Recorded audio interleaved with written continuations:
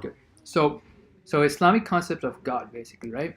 So what we say is that, look, God is one, right?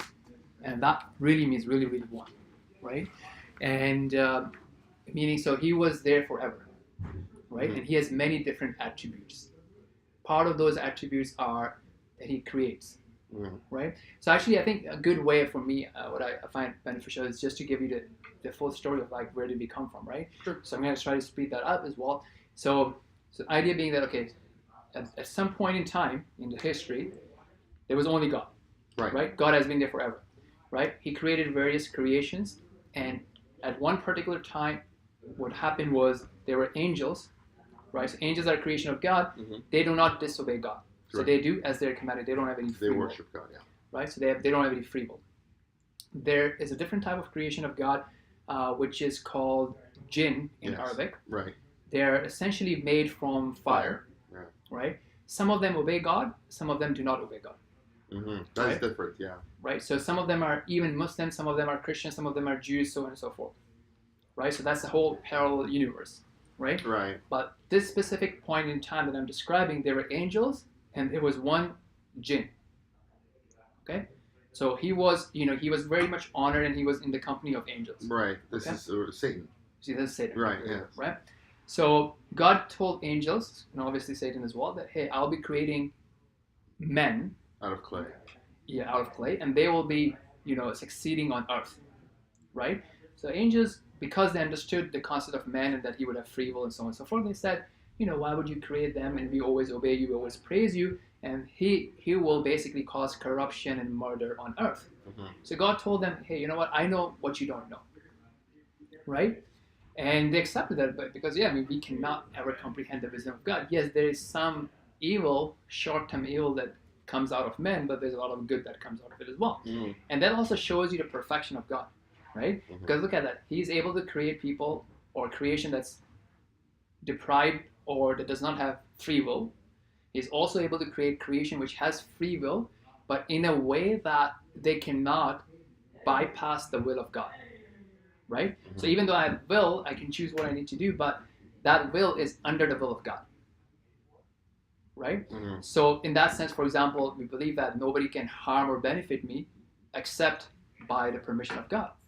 Right? So which means that, if there are diseases that are trying to attack me or even human beings trying to plot against me or what have you, they have that sort of freedom, but their freedom is limited by the power and the will of God. And as we saw how he saved, people in the past and his chosen people and so on and so forth. But anyway, so he said that, and then to establish that, he taught Adam, he gave knowledge to Adam, the first human being, and he then presented all those things in front of the angels. Right? And he said, tell me the names of these things, tell me about these things if you know. And angels were like, you know what? Glory to be you. We do not know about these things. We only know what you have taught us. And then he said, Adam, tell them about these things. Tell them the names. Tell them about these things. And Adam told them. This is a horse. This is a rabbit. Right. So Adam gave them the information, and God told them, look, I told you I know what you do not know. Right?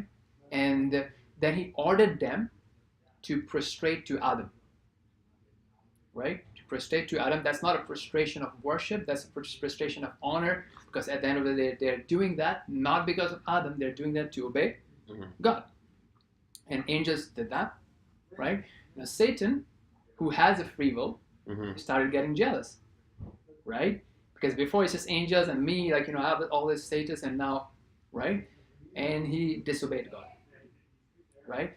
And he argued that, I'm better than him. Why should I prostrate to him, and so on and so forth, right? So basically, the submission was reduced, and the ego and his own intellect was boosted.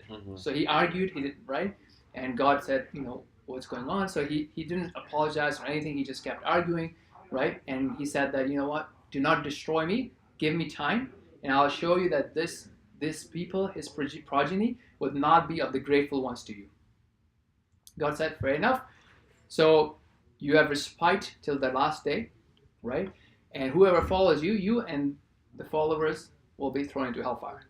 But my chosen slaves will not follow you. You do not have any power on my chosen slaves.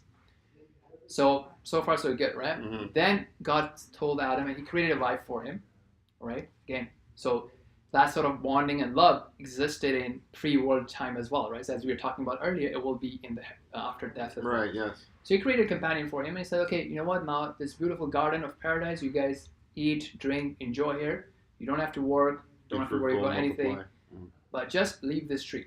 Right. And that was a test, right? There was no reasoning or logic given that, hey, you know, this tree would cause, you know, addiction, or, you know, you'd grow fat or whatever. There was nothing like that. Just leave the tree. That's part of submission, right? So when you trust someone, you don't have any problem following them. You have love and submission as part of that whole thing. And now Shaitan or Satan, he started what he had to do, right? He started testing them, or he started persuading them or influencing them and, you know, enticing them towards that tree, right? How he would do that is by making false promises, including that if you eat. Now, is it still the knowledge of the fruit of good and evil, of the knowledge of good and evil? Because the tree right had the fruit of the knowledge of good and evil. Okay, so from a Quranic perspective, we don't have that concept. Okay. That it had the knowledge of the good and evil. Okay. Right? Okay. Because so there's the difference. Right. So that knowledge was already given to Adam. Right? So right now the knowledge is what? Eat and drink, enjoy yourself. Yeah. Be fruitful, multiply. Right? Right. And just leave that tree. That's the knowledge, right? So everything is permissible except that tree. So then Satan came. And he kept enticing them that, you know, if you eat from that tree, you would become like angels, you would have a kingdom that would never perish. So he started promising them things that are basically deception. And he does the same thing to us, right? I mean, whenever you do something that we regret, at that moment, we prioritize that for some pleasure, for some instant gratification, what have you, right? And those things still continue. Same type of thing. He just keeps promising us false promises. So eventually, you know, they ate from that tree. So that was an act of disobedience, right? When that happened, they did not argue. They did not say, oh, why did you create the tree? You know, we should have a freedom of choice. You know, why would, you know, you didn't tell us and you should have protected us. You know, why did you even create the tree, right? Just keep us away from it, whatever, right? They did not argue at all. They acknowledged and took responsibility of their sin, right? Said, you know, we fall short, we wronged ourselves. If you will not forgive us, we'll be from the losers, right? So they had a sincere repentance. Okay, that's different. So God actually did forgive them. So they were forgiven, but they were cast out of the garden. Right. So they were put on this earth. By the sweat of their brow.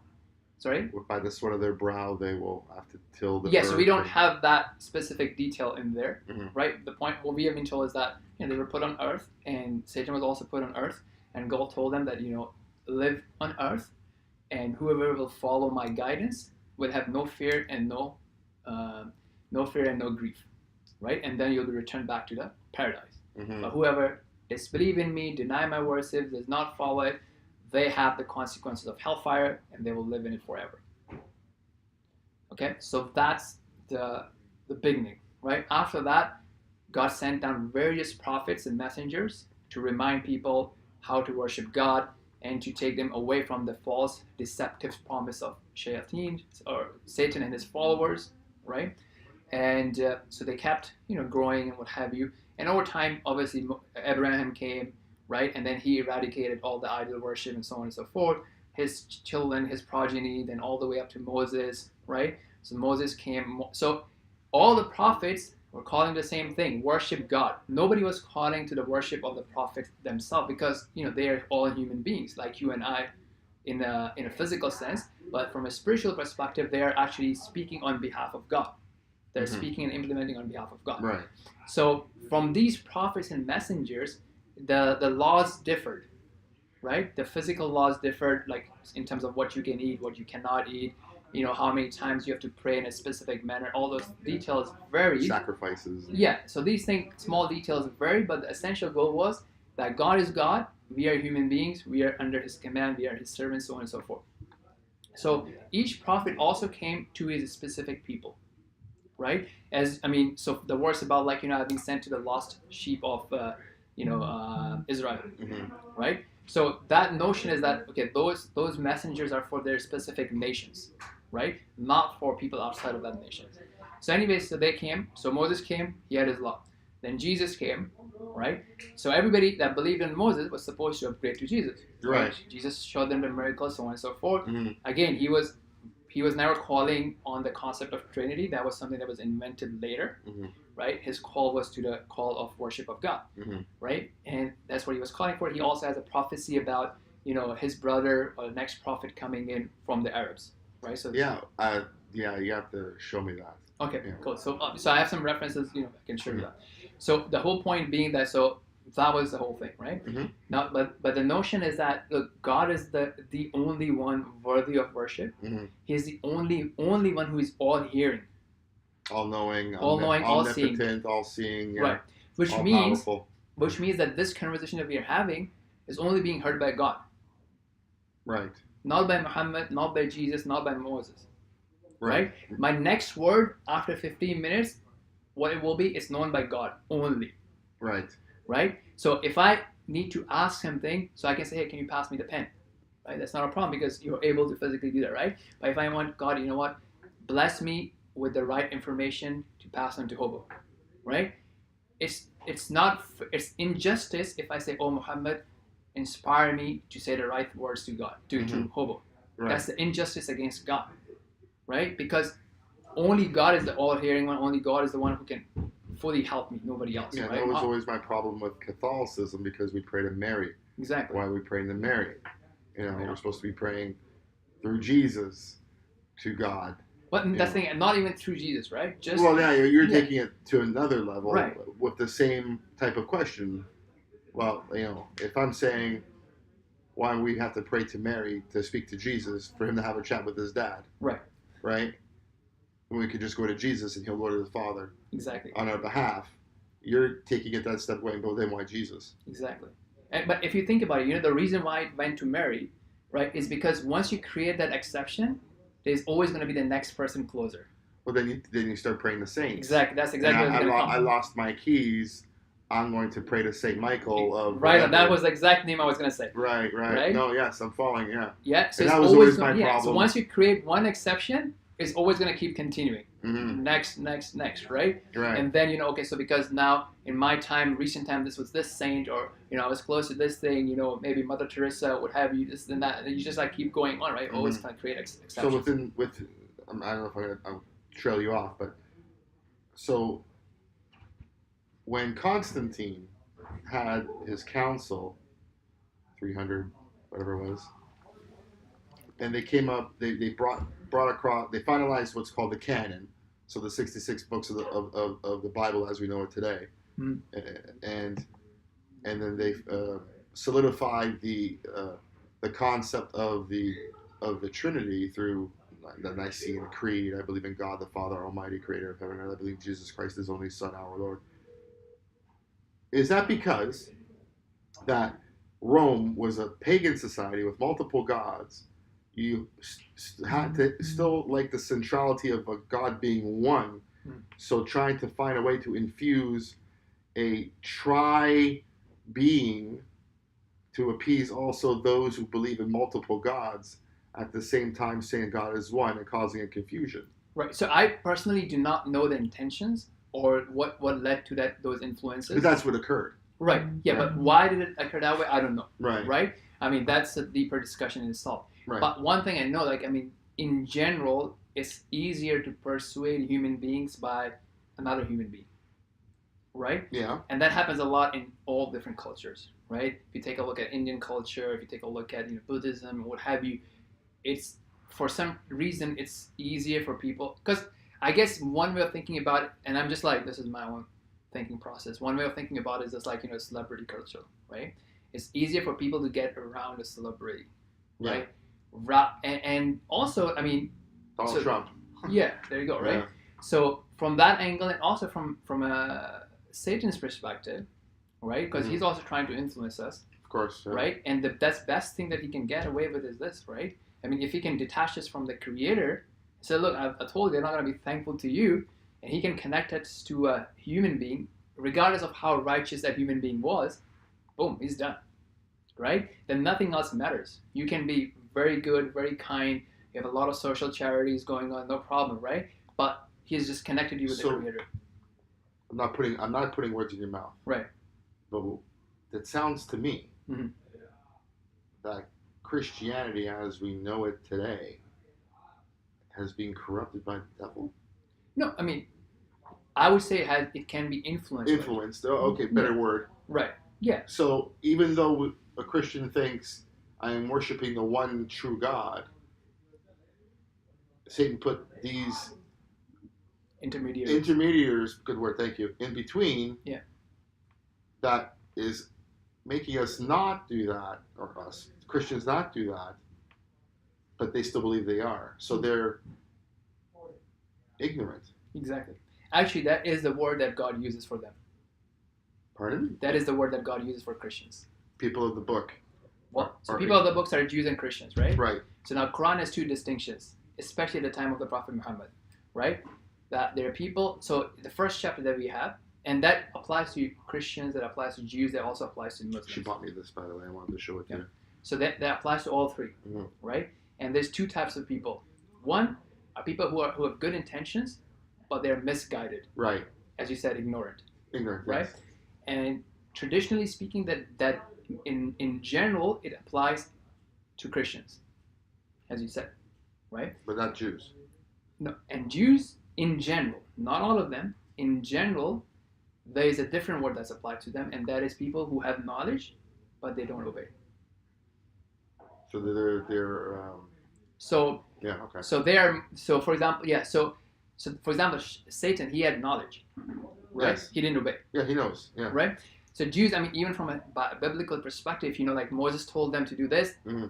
Yeah, first thing they did, they walked away. They made a calf out of exactly gold, right. Yeah. So they just kept disobeying, right? Right. Yeah. So that's their in majority, right? Not everyone, but that's their nature in general, right? We're talking about in general, right?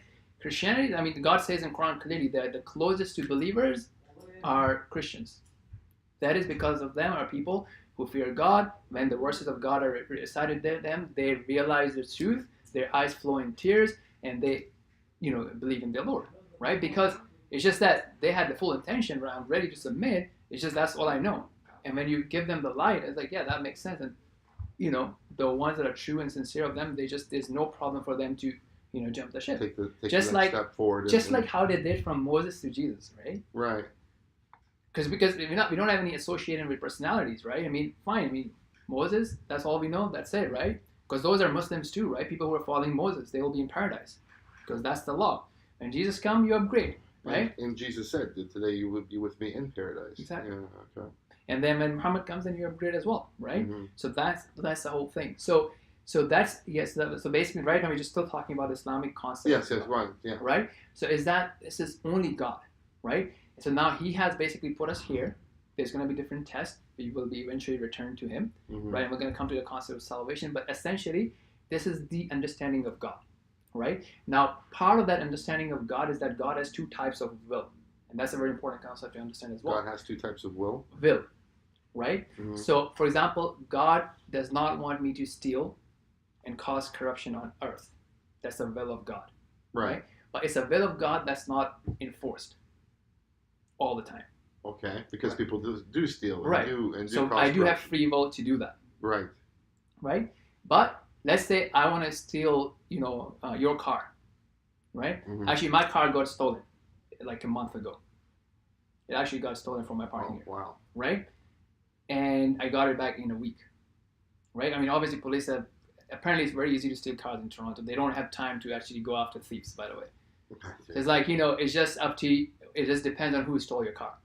If he just did it for fun or some crime that he wants to commit, he's going to just dump your car and we'll find it up, yeah. Right? If he did it like strategically to dismantle it, sell the parts, whatever. How are you going to find it? Yeah. So the point being, I got my car back, right? Right. So the point I was trying to say is that, eventually it's controlled by God. Right? So I do have my free will, but my free will is under the approval of God. So my free will can do some short-term evil, but it's not evil in the bigger sense. Because eventually everything that happens has a bigger wisdom. For example, one can ask why create Satan? Right? But then one can ask why even create human beings? right? Why not just have angels, as the angels already said? Mm-hmm. But imagine if they were only angels, you don't see all this beautiful side of God, the side of God that can show you that He's able to punish, the side of God that shows you that He can run a world where people have free will, but still under His command. The side of God that shows you that He is forgiving. He forgave Adam, right? He forgave, like, people of Moses, right? He forgave them even though they did what they did, right? And so on and so forth. And He forgives us, like, how many sins and, misdeeds that we do, and He still lets us enjoy the food and drink the water and, enjoy the weather. Wake up in the morning, yeah. So all these sides, you wouldn't see that if you only had angels. Because the angels worship God. Exactly. So with that, you see a more comprehensive and more complete side of God. So my actual challenge is that you cannot have a more perfect or more complete definition of God or more monotheistic definition of God than what Quran has, right? And as I was saying, there are reasons that I believe in Islam, and that's one of my top reasons, that you cannot have a better definition of God than this sort of understanding, right? So the reason I'm saying, so that's why there's two types of will. One is this will that He wants us to do something, but it's given a choice. He does not want me to worship Muhammad. He does not want me to worship Jesus. He does not want me to worship idols. But I can if I want to. I'm physically capable of, right? Right. But He doesn't want. So that's called His legal will. Legal will. Right? Which is, in the common media, you hear it as Sharia law. The Sharia law. The Sharia. The Sharia? Yeah. Or how do you pronounce that in English? Sharia law. Oh, Sharia. Sorry, Sharia, yeah, there you go. So Sharia law is basically His legal will. Mm-hmm. Now He has a different side of it, which is basically something that's imposed. Right? So Donald Trump becoming a president is His universal will, for example, right? I mean, the day I was born, the day I will die is part of His universal will. I mean, I cannot delay that. Right. And only He knows. Yeah, only why. He knows and when. Right. Yeah. So, certain things that will happen no matter what, right? No matter what you do, no matter what people try, it will still happen. Stop it. Yeah. Exactly. Right. So if He chooses to protect you, right? There are 10 snipers on you, you'll be protected. How He protected Abraham, right? Mm-hmm. Even though all the physical means were present, right? Mm-hmm. And part of that is we don't believe that Jesus was crucified. Yeah, But it's not a big deal in itself because, like, there are other messengers that were killed. So a messenger being killed by people is not impossible, right? But I'm saying that in this particular instance, right, Jesus was actually saved by God, and He will return near the end of times. I mean, that's the whole concept of what Christianity is He died, was buried. Yeah, so we don't believe And then 3 days later, He arose from the dead. Right. Right. That's the. But, yeah, so that's the crux of the matter, right? Yeah, but it's not very without that. connected. There is no Christianity, right? No, I mean, not really, because so I'm thinking, like, even if you remove that detail, Islam and Christianity still exist, right? They exist, but what I'm saying is, like, and it's not part of the theology if you think about it, because in Christianity it is. Absolutely, that's part of the salvation message, right? No, I mean, even if He did not return, everything else would still apply, right? Well, His teachings and so on and so forth. Yes. Okay. Yeah. Absolutely. From that sense, right? Yeah. Yes. So my point is, like, so our belief is that He was saved, right? Right. But we do believe in that, God sending down a table and food and for them to feast on it, all that sort of stuff we believe in, right? And then He will return at the end of times, and He will, obviously be worshipping by the law of Muhammad, not the law of Muhammad, the law that was given to Muhammad, right? The prayers and all that sort of stuff, and then He will not die a natural death, and so on and so forth, right? But again, that's not very connected to who God is, or it's a part of information, part of events and what happened, but not very much the theology of who God is and what the world is about, right? So anyway, so the point was that he can protect whoever He wants to protect, right, just like how He protected Abraham. So that's essentially, in general, who God is from an Islamic perspective. So before we move on to the other topics, like, does that make sense to you? Do you have any question? Or I do have a question. Yeah. So at the beginning, we were talking about God creating man, right? So you had the angels, you had You said there was one jinn first. It was Satan, but there's more than one. Yeah, so there are jinns that are followers of Satan. Are they former angels that fell? No. So angels, yeah. So Satan was never an angel. Right. Because it's a different creation, right? Okay. So angels are good. They're not going to disobey God. Mm-hmm. So there are angels around us. They protect us. They inspire us to do good things. There are 2 angels here. They write down everything that we do, so on and so forth. There are angels who bring down rains. There are angels who will take our soul out, and so on and so forth. Right? But they don't disobey God. Right. They do as they're told. But there's more than one. That wasn't my question, but because you said at the beginning there was only one jinn. Well, there was one jinn that was present there. Present in heaven, but there was multiple on earth. I don't know that detail, but right now there are many jinns. Right now, yes. Yes, right now there are many jinns. How many jinns were there at that time? I don't know. Yeah, but this particular one is the one. Yeah. Okay. So right now there are many jinns. From those jinns are Muslims, Christians, and Jews. So, for example, the reason I know is because Christian and Jews jinns came and they heard the message of Muhammad. They heard the Quran being recited to them, and they accepted Islam. So they, just like how human beings upgrade, they also upgrade. Okay. Because Muhammad's message is for all nations. Right. Because there's not going to be any more prophet after Muhammad. Right. Right. So it's not that it's not only for Arabs, it's for non-Arabs, Arabs, Europeans, everyone, including the jinns. So some of them accepted, some of them did not. Right. And from them are people who are basically just followers of Satan, and their thing is that just take people to hellfire. Right? Right. So they just keep moving around and inciting and inspiring and do whatever they want to do, sort of thing. Right. But again, they cannot harm unless by the permission of God. So they are there to test us. Right. So you were talking about Adam being created, and then Adam naming the animals and so on, right? And that he already had a concept of good and of evil. Not that him and Eve, his wife being deceived by Satan, and then taking that what she was deceived by to her husband, and her husband then participating within that sin. Yeah, so we don't blame women in that sense, like from a Quranic. Yeah. I'm not blaming women either. I'm just saying the story. Because I know there's a little bit inclination on the women's side in present day, there's right? been bad teaching about that. Yeah, so we don't have that in Quran, right? In general, if there's more blame of anything, it's still on Adam. So then in the Christian circle, in Christianity here, right? So then we call that the original sin, right? The first sin, right? Then because, so then how it works then is now man is deprived, the depravity of man, because man have now, every man subsequently born from the time of Adam and Eve, and their, Cain and Abel, and that story, right? The one killing the other brother and so on and so forth. So man is now depraved. Yeah. Right? So man in itself it has sin already in them when they're born. And now, excuse me. And so then God proclaimed in Genesis chapter 3 that it would be by the woman that the head of the snake will be crushed. I'm probably paraphrasing.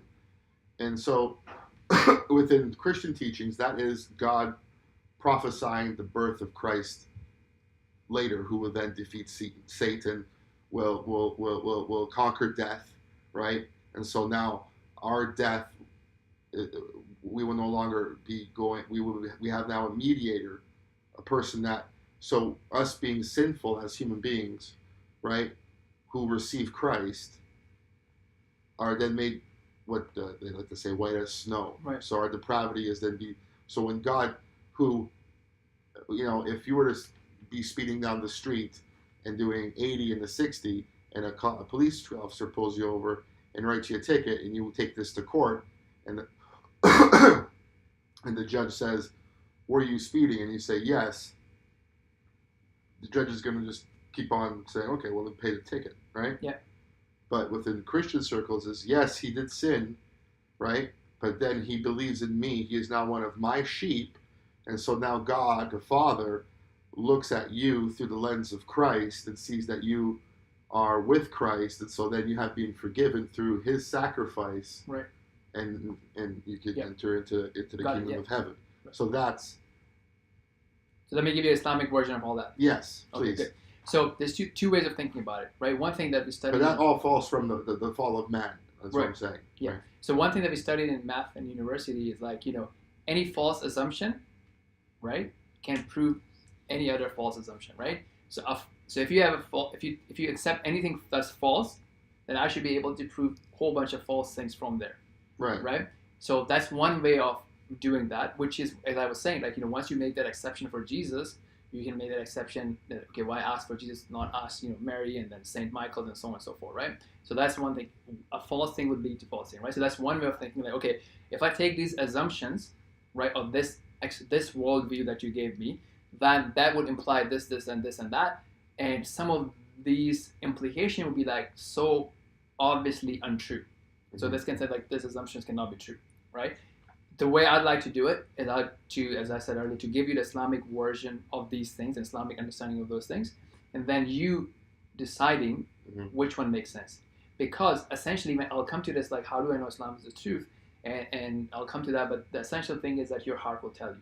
And that is the reason that you had all these questions that you were mentioning earlier that were coming from your heart. So regarding original sin, we believe that Adam was forgiven, right? Right, that's the big difference. That's first thing. Yeah.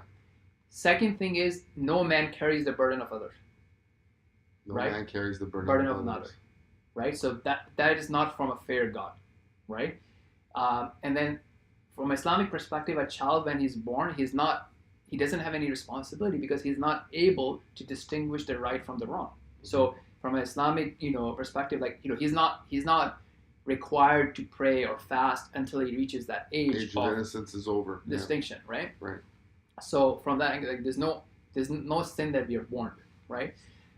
From a fourth angle, like, it does not resonate with me that why would God kill a son of his own son, right? Or why would somebody else suffer, and why does God need someone to suffer for him to forgive my sin? And what does suffering means in that context anyways? Because if it is essentially from God, maybe he doesn't even feel pain, or like, what does that even mean, right? Mm-hmm. And how can it be fair for someone to just say, oh yeah, I believe in that story, and just because of that, write off my sins, right? Because God is essentially very forgiving and merciful, but he also establishes justice. So if somebody wrongs me, I mean, even if Muslim wrongs a non-Muslim, there are consequences of that, right? And you just don't say, oh, because I believe in God, one God, and Muhammad is the messenger of God, I can just have a free ticket. I mean, to the point that these animals, cows and donkeys and horses, they will be brought on the day of judgment, and the one that transgressed against the another, the one with the horns that transgressed to the one that did not have horns, will be given the ability to be taken recompense from, and then they will be made dust. So if the God is going to establish a level of justice like that, how is anybody going to have a free ride just because he believes in a certain narration? Mm-hmm. So that's the Islamic understanding of the original sin, expiation of sin, Adam being forgiven. That's it, right? Well, yeah, we're talking about the original sin and the depravity of man. But you were saying that God forgave. So so we actually believe that, if you think about it, that somebody. Okay, so look, so you have a certain status with God, right? So the more you obey God, the higher your rank become with God, right? The more spiritual you become, the more closer to God you become, the more love of God you earn, right? Mm-hmm. When you commit a sin, you drop. Right. Right? But when you have a true repentance, you can actually go above what you were before. Mm-hmm. Right? Mm-hmm. You see that? Because now the act of being sorry and ashamed and repenting can actually make you go up. Right? So just merely doing good deeds can actually bring you down too. So here's an example, right? Because so that's the intent of the deed. Right. So it's intent of the deed, also arrogance, right? Mm-hmm. So for example, if I do good deed, right? Mm-hmm. And I do good deed, and then it's like, look at me, I'm doing so many good deeds, and look at this youth, he's like, playing around. Your vanity kicks in. Exactly. Mm-hmm. So that would basically start dropping, because now I'm looking down at people. Regardless that you're still blessing someone, you're still helping. Exactly. But God sees the heart behind it. Exactly. So arrogance, so it's going to drop me, right? So imagine that, okay, so let's say I don't drink alcohol because God forgive, right? Mm-hmm. So because of that, I go up, right? And then somebody else drinks alcohol. Mm-hmm. He still loves God, but he just has this thing that, he falls into. Mm-hmm. So he drops down. Now, my girlfriend told me about this, and she said she used that as an example, and she said like, so the Muslim who drinks, even though he knows that that is something that's forbidden, for 40 days, you have there is no what's the word she used? Prayer. Yeah, your prayers would not be heard. Right? Yeah. So that's a good point. We can get into that, but so let me just do this with this example, right? So those are additional details, right? Yeah. So those are like, compared to what we are talking about today, this is like very insignificant. Right. You can be a Muslim and you can be drinking. Right. Yeah. Because this is the example that actually clarified that, right? So the point being, okay, so I don't drink, I get closer to God, right? Mm-hmm. Now that's fine. This guy drinks. Mm-hmm. He still loves God. Mm-hmm. After he drinks, he becomes really, really sorry that Mm-hmm. I fall into it again. He cries. He does charity. He does a lot of good deeds. He goes to help people. God, please forgive me. Next time I'm not going to do it. I'm going to really, really try hard. Because of all that crying and asking for forgiveness, all the good deeds, he can go above me. Right? Uh-huh. And if I find out that this guy drank, I'm like, what a stupid person you are. You keep drinking all the time.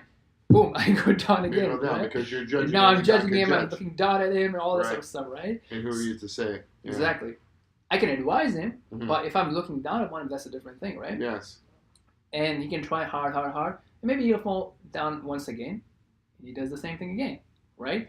Because all this time, I'm also having my own sins too, right? Mm-hmm. Maybe I'm not focusing on prayers. Maybe I'm distracted in my prayers. Maybe I'm praying late. Whatever. I could be doing a whole bunch of other things, right?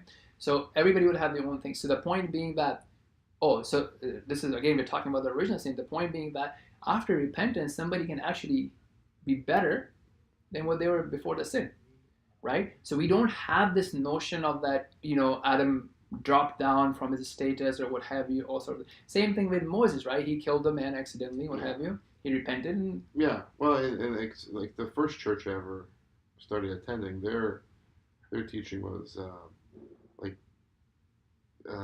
Adam, by being deceived, gave up his status as the ruler of this world and gave the